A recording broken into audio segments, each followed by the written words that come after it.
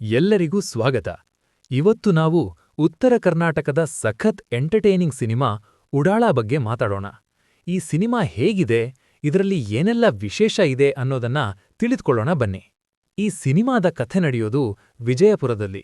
ಇಲ್ಲಿ ನಾಯಕ ಪಕ್ಯ ಒಬ್ಬ ಆಟೋ ಡ್ರೈವರ್ ಮತ್ತು ಗೈಡ್. ಅವನು ಪಿಂಕಿ ಅನ್ನೋ ಹುಡುಗಿನ ಪ್ರೀತಿಸ್ತಾನೆ. ಅವಳಿಗಾಗಿ ಏನೆಲ್ಲ ಸಾಹಸ ಮಾಡ್ತಾನೆ, ಆಮೇಲೆ ಅಲ್ಲಿನ ಒಬ್ಬ ಡಾನ್ ಜೊತೆ ಹೇಗೆ ಸಿಕ್ಕಾಕೊಳ್ತಾನೆ ಅನ್ನೋದೇ ಈ ಸಿನಿಮಾದ ಮಜಾ. ಕಥೆ ತುಂಬಾ ಸಿಂಪಲ್ ಆಗಿದ್ರೂ ನೋಡೋಕೆ ಖುಷಿ ಕೊಡುತ್ತೆ. ನಾಯಕ ಪೃಥ್ವಿ ಶಾಮನೂರವರು ತುಂಬಾ ಚೆನ್ನಾಗಿ ನಟಿಸಿದ್ದಾರೆ. ಅವರ ಡ್ಯಾನ್ಸ್ ಮತ್ತು ಕಾಮಿಡಿ ನಮಗೆ ತುಂಬಾ ಇಷ್ಟ ಆಗುತ್ತೆ. ನಾಯಕಿ ಹೃತಿಕಾ ಶ್ರೀನಿವಾಸ್ ಕೂಡ ತಮ್ಮ ಪಾತ್ರಕ್ಕೆ ನ್ಯಾಯ ಸಲ್ಲಿಸಿದ್ದಾರೆ. ಇನ್ನು ಹಿರಿಯ ನಟ ಬಿರಾದಾರ್ ಅವರು ಸ್ಕ್ರೀನ್ ಮೇಲೆ ಬಂದಾಗೆಲ್ಲ ನಗು ಬರುತ್ತೆ. ಎಲ್ಲರೂ ಸೇರಿ ಒಂದು ಒಳ್ಳೆ ಎಂಟರ್ಟೈನ್ಮೆಂಟ್ ಕೊಟ್ಟಿದ್ದಾರೆ. ಸಿನಿಮಾದಲ್ಲಿ ಬಿಜಾಪುರದ ಗೋಲ್ ಗುಂಬಜ್ ಮತ್ತು ಅಲ್ಲಿನ ಗಲ್ಲಿಗಳನ್ನು ತುಂಬಾ ಚೆನ್ನಾಗಿ ತೋರಿಸಿದ್ದಾರೆ.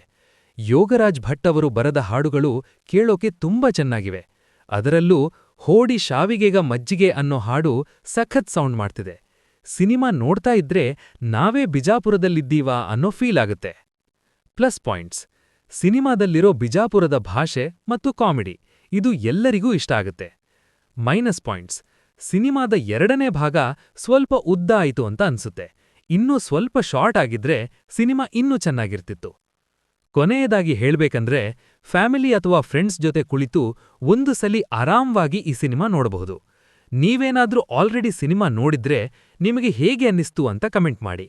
ವಿಡಿಯೋ ಇಷ್ಟ ಆಗಿದ್ರೆ ಲೈಕ್ ಮಾಡಿ ಮತ್ತು ಶೇರ್ ಮಾಡಿ. ಇನ್ನು ಹೆಚ್ಚಿನ ವಿಡಿಯೋಗಳಿಗಾಗಿ ಸಬ್ಸ್ಕ್ರೈಬ್ ಮಾಡಿ. ಧನ್ಯವಾದಗಳು.